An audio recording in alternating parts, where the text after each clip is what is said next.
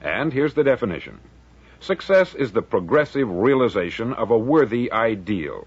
If a man is working toward a predetermined goal and knows where he's going, that man is a success.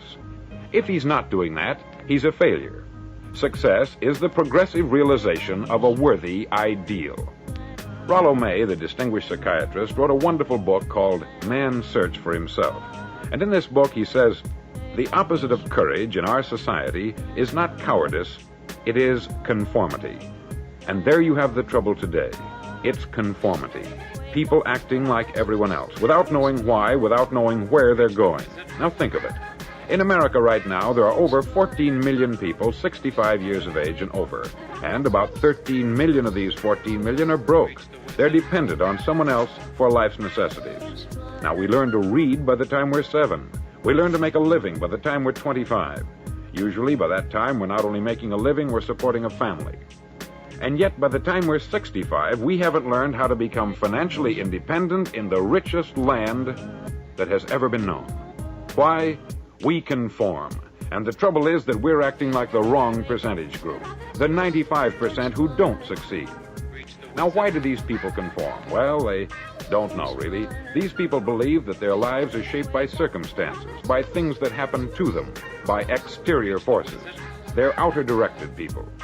A survey was made one time that covered a lot of men, working men, and these men were asked this question. Why do you work? Why do you get up in the morning? 19 out of 20 had no idea. If you ask them, they'll say, everyone goes to work in the morning. And that's the reason they do it, because everyone else is doing it. Now let's get back to our definition of success. Who succeeds?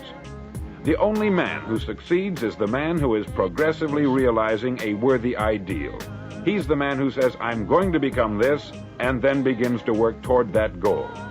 I'll tell you who the successful people are. A success is the school teacher who's teaching school because that's what she wanted to do.